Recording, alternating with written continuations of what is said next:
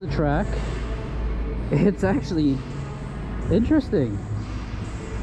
They can't do a multi-level setup here, so they kind of faked you here with that little ramp U-turn right there. So it's pretty cool, or is it? I don't know. You'll find out.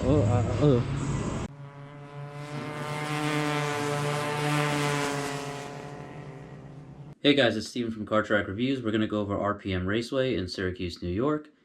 And it's somewhat new in terms of the track. However, the karts are still a little bit old. And so, you know, they're working on it.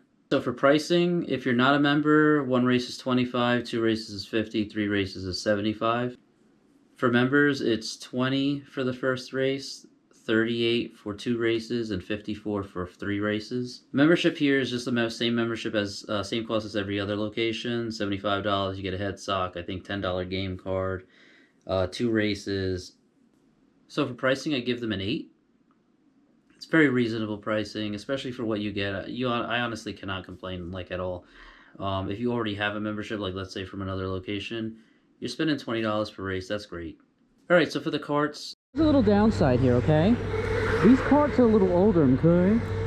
And because of that, this one, I don't know if you can see the green go, or the go with the green pedal. These are little pedal enhancers, you know, like sentence enhancers. Now this time, this is the second session, I'm using no cushion on the behind me, because I used the cushion last time and I was literally using my lack of abs to stabilize myself. So because I was trying to do that, I wasn't paying attention to driving, and it just got harder and harder and harder.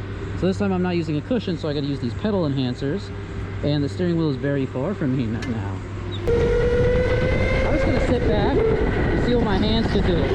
See what my hands can do. Stop, you know, stop like, you know what I'm saying? You know what I'm saying, boys? Sentence enhancer.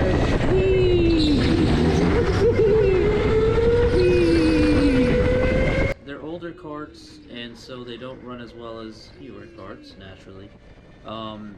They do drive a little bit understeery, so you go into turns a lot of times and you can't really can't get into the turn, unfortunately. Don't know if it's the chassis or if it's the camber or what. The tires look like they had a reasonable amount of camber, so I'm not entirely sure that's the problem there. Maybe the chassis are just super stiff. I don't know. There's a huge lack of adjustability in terms of pedal movement, steering wheel movement, and seat movement. Seat movement was kind of non-existent, steering wheel movement was non-existent, and the pedals were, I was able to put like these pedal enhancers, I like to call them, and they basically put, it's like something you put on top of the pedal, over the pedal, and so it brings the pedal technically closer to the driver. So the karts just aren't very agile. They do go a good speed for the track. I just wish they were a little bit more maneuverable, a little bit more fun to handle. So for all that, I give karts a 6. I believe that they will be getting new karts by the end of the year, and end of the year being end of 2025. And if they do, it would be really good for that location. And it's one of the 2 locations that I know of that still don't have new karts. So again, I give them a 6. Alright, so for track flow. The track flow in terms of how the turns kind of link together and how they work with each other and how the kart works with the track, it's pretty good actually. They don't have a lot of vertical space, so they're not really able to do a multi-level track in that area. At least I assume not legally. It would be pretty difficult to put a multi-level track in that location. However, they do have some of these, well, I like to call them gimmicks. It is essentially a single level track though, and the gimmicks essentially consist of one of these ramped U-turns and essentially a speed bump, a large speed bump. Not that it stops your speed, but it's similar to what a speed bump looks like. My main gripe with the track is that it's a little narrow. Again, they don't really have much horizontal space either. So they did what the best that they could, I believe, with the space that they had. However, that does mean that some of the issues with the track would involve it being really narrow. And unfortunately, if you're doing a race on this track, it'd be real hard to pass on it. So, you know, maybe just go for lap times here. But it's definitely an interesting track. The flow otherwise is pretty decent and pretty enjoyable. So for track flow, I give him a 7. If the track was less narrow, I would probably give it an 8. Um, but unfortunately, it is not. It does get pretty narrow in some areas. Alright, customer service. These are pretty easy. Customer service is generally subjective to my visit. And in this case, I give it an 8. One of the reasons why I give it an 8 is because they helped me with using my credits. They did help me use my credits in a way that if, I didn't really want to use it for that visit. So I said, hey, I don't really want to use my credits for this visit. And they were totally okay with it. So they had to do a little maneuvering to allow that to happen. However, they did, and I appreciate it. I appreciate them accommodating that. I wanted to use the credits at the location that I actually got the credits. So with that assistance and with that consideration, I was pretty happy with it. One of my biggest problems with the location, unfortunately, is that they don't have a water fountain. I drink a lot of water, just typically.